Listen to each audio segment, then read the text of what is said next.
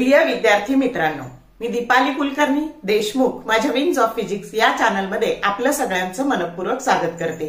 आपली PYQ ची म्हणजे प्रिव्हियस इयर क्वेश्चनची सिरीज सुरू आहे आणि याच्यामध्ये आपण CET 2024 ला आलेले प्रश्न बघतो आहोत। आपला चॅप्टर सुरू आहे मेकॅनिकल प्रॉपर्टीज ऑफ फ्लुइड आणि त्याचा आज आपण तिसरा भाग बघतो आहोत।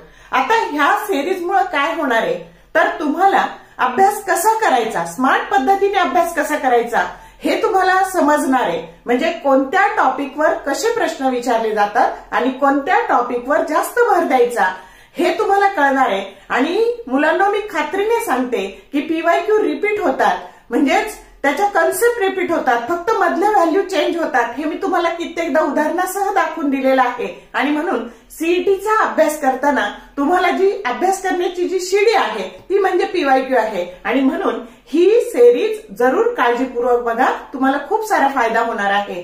तर चला तर मग वेळ न घालवता आपण सुरू करूयात आपले प्रश्न।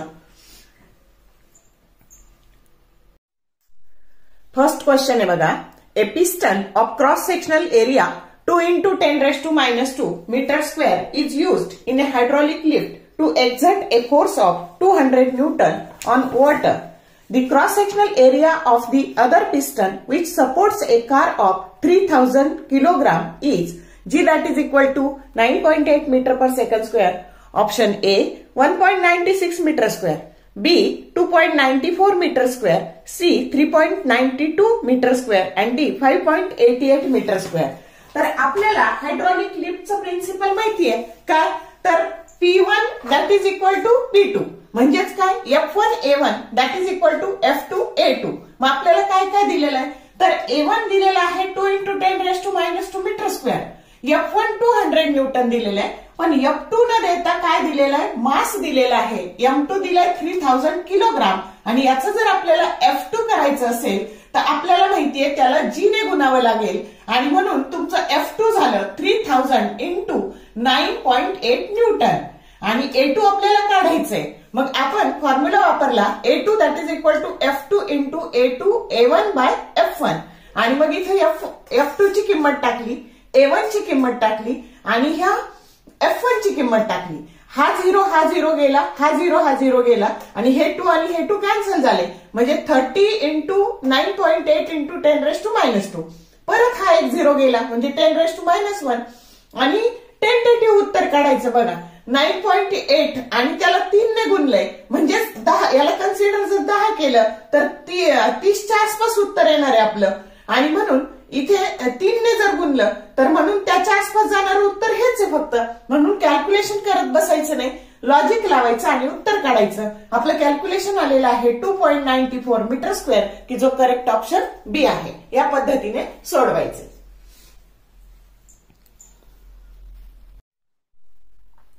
क्वेश्चन सेकंड असा आहे बघा, if the shape of the liquid surface is curved then option A the pressure on concave side is lesser than that on the convex side, B the pressure on convex side is equal to pressure on concave side, C the pressure on the concave side is greater than on the convex side and D the pressure on the convex side is equal to the atmospheric pressure। आता बघा, जेव्हा हा असा curved surface असतो तर जर हा concave surface असेल तर कॉन्केव्ह सरफेसवरचं प्रेशर नेहमी जास्त असतं, हे लक्षात ठेवायचं। मग ही अशी केस असेल तर याच्यात अपवर्ड प्रेशर ग्रेटर येणार आहे आणि ही अशी जर केस असेल तर याच्यामध्ये डाऊनवर्ड प्रेशर कॉन्व्हेक्स असेल तर याच्यात कॉन्केव्हवरचं जास्त, मग कॉन्केव्ह उलटी झालेली आहे आणि म्हणून याचं डाऊनवर्ड प्रेशर ग्रेटर येणार आहे। आलं का लक्षात? कॉन्केव्ह असेल तर अपवर्ड प्रेशर ग्रेटर आणि कॉन्व्हेक्स असेल तर डाऊनवर्ड प्रेशर ग्रेटर, म्हणजे एकच लक्षात ठेवायचं कॉन्केव्ह साइडवरचं प्रेशर हे नेहमी जास्त असतं आणि म्हणून करेक्ट ऑप्शन काय आहे, सी आहे। समजला का प्रश्न? थेअरी क्वेश्चन आहे बघा। क्वेश्चन नंबर 3 आहे बघा, on the surface of the liquid in equilibrium molecules of the liquid possesses option A maximum potential energy, B minimum potential energy, C maximum kinetic energy and D minimum kinetic energy. मग आता बघा, जेव्हा ह्या liquid सरफेसवर जे molecules येतात त्यांना ह्या लिक्विड मधले जे मॉलिक्यूल आहेत ते खाली खेचत असतात. मग त्यांना सरफेसवर येण्याकरता ह्या मॉलिक्युल्सच्या अगेन्स्ट वर्क डन करावं लागतं आणि मग त्यांना इथं वरती यावं लागतं. म्हणजे जो त्यांनी फोर्स लावला त्या फोर्सच्या अगेन्स्ट यांना वर्क डन करावं लागतं आणि ते वर्क डन तिथे पोटेन्शियल एनर्जीच्या स्वरूपात साठवलं जातं आणि म्हणून सरफेसवर जे मॉलिक्युल्स असतात त्यांची पोटेन्शियल एनर्जी ही मॅक्सिमम असते आणि म्हणून करेक्ट ऑप्शन ए आहे, मॅक्सिमम पोटेन्शियल एनर्जी. म्हणजे जेव्हा लिक्विड सरफेसचे मॉलिक्यूल ते लिक्विड इक्विलिब्रियम मध्ये असतं तेव्हा त्यांची पोटेन्शियल एनर्जी ही मॅक्सिमम असते. समजलं का? क्वेश्चन नंबर 4 आहे बघा. 2 water droplets merge with each other to form a larger drop. In this process, option A, energy is liberated. B, energy is absorbed. C, energy is neither liberated nor absorbed. And D option, some mass is converted into energy. आता ह्या प्रश्नाचं उत्तर पाहण्यापूर्वी आधी मी काय सांगते त्याकडे नीट लक्ष द्या. 2 केसेस आपल्याला पाहायच्या की जेव्हा एक सिंगल ड्रॉप असतो आणि त्याचे ड्रॉपलेट्स तयार होतात मग त्यावेळेस काय काय होतं बघा. तर surface area increases, surface energy सुद्धा इन्क्रीज होते, टेम्परेचर मात्र डिक्रीज होतं आणि energy is absorb. Temperature decrease झाल्यामुळं एनर्जी काय होते? ऍब्सॉर्ब होते. आणि सेकंड केस बघा, जेव्हा number of droplets combine to form a single drop, surface area naturally बघा ना, याचा एरिया बघा आणि याचा एरिया बघा, याचा एरिया बघा आणि याचा एरिया बघा, याला एरिया जास्त लागणार आहे ड्रॉपलेटला, म्हणजे सरफेस एरिया काय होणार आहे? डिक्रीज होणार आहे. सरफेस एरिया डिक्रीज झाल्यामुळं सरफेस एनर्जी सुद्धा डिक्रीज होते, कारण energy that is equal to T into D आहे, चेंज इन सरफेस एरिया. मग तुमचा जर सरफेस एरिया डिक्रीज झाला तर एनर्जी, सरफेस एनर्जी सुद्धा काय होणार आहे? डिक्रीज होणार आहे. टेम्परेचर इन्क्रीज होतं आणि टेम्परेचर इन्क्रीज झाल्यामुळं energy is liberated.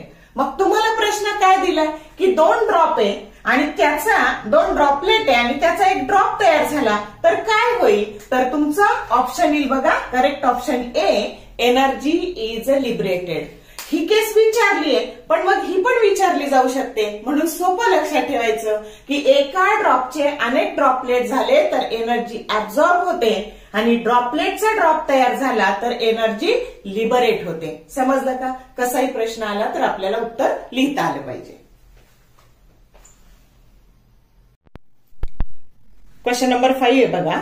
The viscous force between 2 liquid layers is option A, radial, B, normal to the liquid surface, C, tangential to the liquid surface, and D, neither purely tangential nor purely normal. तर आता बघूयात आपण. आता viscous force म्हणजे काय? तर viscosity म्हणजे fluid friction. म्हणजे जेव्हा 2 लिक्विडचे थर एकमेकाला घासतात किंवा 2 गॅसचे थर एकमेकाला घासतात त्यावेळी त्याला आपण म्हणतो फ्लुइड फ्रिक्शन आणि त्यालाच आपण म्हणतो viscosity. Viscosity that is nothing but fluid friction. मग जेव्हा असे लिक्विडचे 2 थर ज्यावेळेस एकमेकाला घासतील तर त्याच्यामध्ये जो कोणता फोर्स असतो त्याला विस्कस फोर्स असं म्हणतात आणि म्हणून विस्कस फोर्स हा कसा असतो? तर तो tangential to the liquid surface. म्हणून करेक्ट ऑप्शन काय येणार आहे? सी येणार आहे.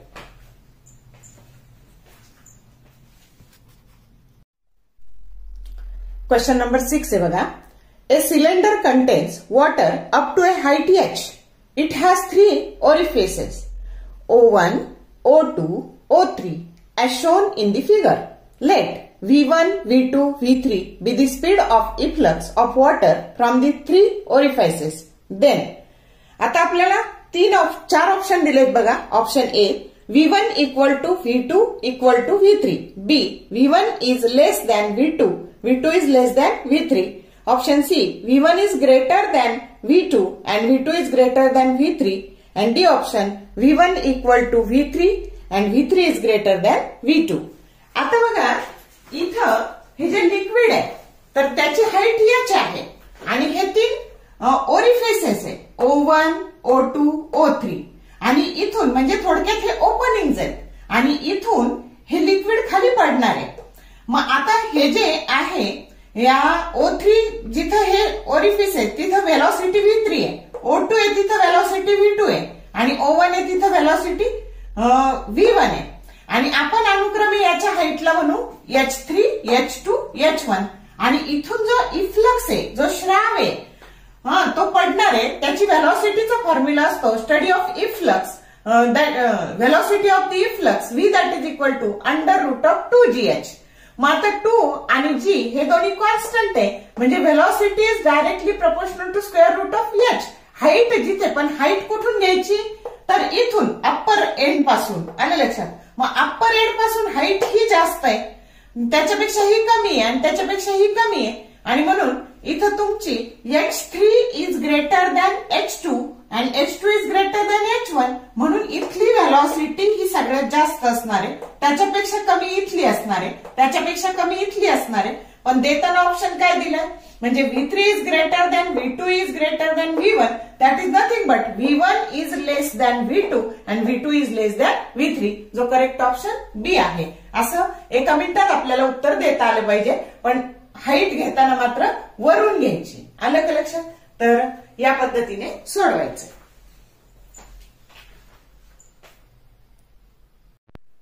क्वेश्चन नंबर 7 आहे बघा.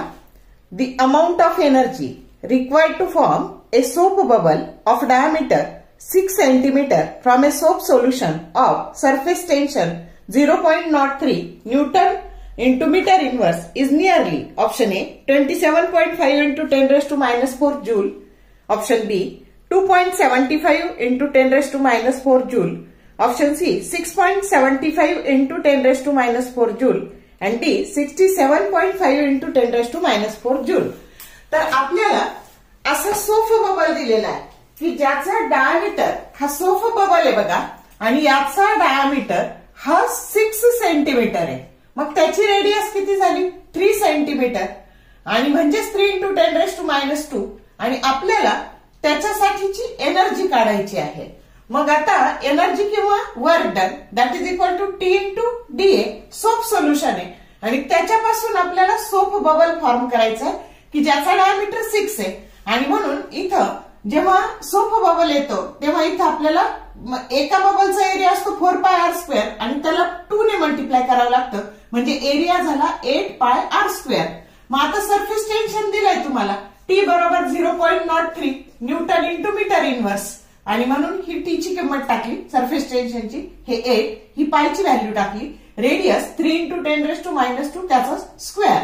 मग आता बघा हे 3 into 10 raised to minus 2 करू आपण, हे 8 हे तशीच्या तसेच ठेवले 3.14, हे 9 into 10 raised to minus 4 आणि मग आता बघा हे -2 आणि -4 हे झाले -6 आणि हे झाले 27, 9 3 जा 27 into 8 into 3.14 into 10 raised to minus 6 की जे झाले 678.24 into 10 raised to minus 6. पण ऑप्शन 10 raised to minus 4 मध्ये दिलाय म्हणजे याला आपल्याला लिहिता येईल 6.78 into 10 raised to minus 4, पण देताना तुम्हाला इथं 75 दिलेला आहे आणि म्हणून करेक्ट ऑप्शन काय आहे सी आहे. तर या पद्धतीने सोडवायचंय. समजलं का.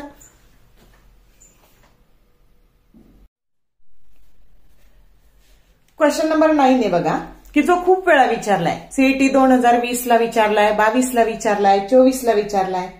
काय आहे प्रश्न तर A square wire frame of length L is dipped in a liquid. On taking out, a membrane is formed. If the surface tension of the liquid is T, the force acting on the frame will be option A 2TL, B 4TL, C 8TL and D 10TL. आता एक लक्षात ठेवायचं, जेव्हा एखादी wire किंवा एखादी ring अशी जर आपण लिक्विडच्या सरफेसवर ठेवली आणि तिला वर काढला आणि तिने मेम्ब्रेन तयार केलं तर त्याचा जो एरिया असतो तर किंवा जी लेंथ असते टोटल लेंथ त्याची दुप्पट करायची. मग आता बघा जर समजा तुमची अशी स्क्वेअर फिल्म आहे आणि त्याची लेंथ झाली 4L तर बाहेर घेतल्यावर तिची दुप्पट करायची. मग तुम्हाला फोर्स काढायचा आहे, force that is equal to T into L, पण ह्या L ची दुप्पट करायची. मग टोटल लेंथ जर तुमची 4L आहे तर तिची दुप्पट येणार आहे 8L आणि त्याला T ने गुणायचं म्हणजे तुमचा फोर्स किती झाला त्या वायरवरचा 8TL. आणि जर रिंग असेल तर अशी जर रिंग असेल तर रिंगची ही टोटल लेंथ झाली 2πr, पण तिला जर बाहेर काढली लिक्विडच्या आणि मेम्ब्रेन तिने तयार केलं तर लेंथ 2πr ऐवजी काय घ्यायची 4πr घ्यायची. हे नीट लक्षात ठेवा. प्रश्न खूप सोपा आहे. रिपीट झाला तर एवढं सोडवायची गरज नाही. डायरेक्ट उत्तर लक्षात ठेवा. स्क्वेअर फिल्म जर असेल तर तुम्ही घाईघाईत ही लेंथ 4L घेता. 4L नाही घ्यायची, त्याला 2 ने गुणायचं आणि ती 8 घ्यायची म्हणजे फोर्स काय झाला 8TL. समजलं का? करेक्ट ऑप्शन आहे सी. क्वेश्चन नंबर 10 आहे बघा. If the surface of the liquid is plane then the angle of contact of the liquid with the walls of the container is. आता हा जो प्रश्न आहे ना हा 2004 ला पण विचारलाय. सीईटी 2004 ला पण विचारलाय. सीईटी 2004 ला पण विचारलाय म्हणजे पीवायक्यू रिपीट होतात. तर ऑप्शन ए आहे बघा तुमचा अॅक्यूट, बी आहे ऑब्ट्यूज, सी आहे 90 डिग्री आणि डी आहे 0 डिग्री. तर काय येईल उत्तर? अँगल ऑफ कॉन्टॅक्ट किती येईल इथं 90 डिग्री, की जो करेक्ट ऑप्शन काय आहे सी आहे. क्वेश्चन नंबर 11 आहे बघा. A steel ball of radius 6 millimeter has a terminal speed of 12 centimeter per second in a viscous liquid. What will be the terminal speed of the steel ball of radius 3 millimeter in the same liquid? Option A 12 centimeter per second, B 9 centimeter per second, C 6 centimeter per second and D 3 centimeter per second. आता इथे बघा आपल्याला R2 दिलेला आहे 3 millimeter आणि हे दिलेलं आहे 6 millimeter. मग आपण इथं जरी कन्वर्ट केलं इंटू 10⁻³ इंटू 10⁻³ मीटर मध्ये किंवा सेंटीमीटर करताना इंटू 10⁻⁻1 मग सेंटीमीटर मध्ये तरी ते कॅन्सल होऊन जाणार आहे. आणि म्हणून आपण इथं 3/6 तसंच घेतलं त्याचा स्क्वेअर मग आलं 1/2 चा square and that is equal to 1/4. आता तुम्हाला ही V1 दिलेली आहे. V2 चा फॉर्म्युला झाला V1/4. V1 दिलेली आहे 12 सेंटीमीटर पर सेकंड. मग 12/4 that is equal to 3 centimetre per second, की जो करेक्ट ऑप्शन डी आहे.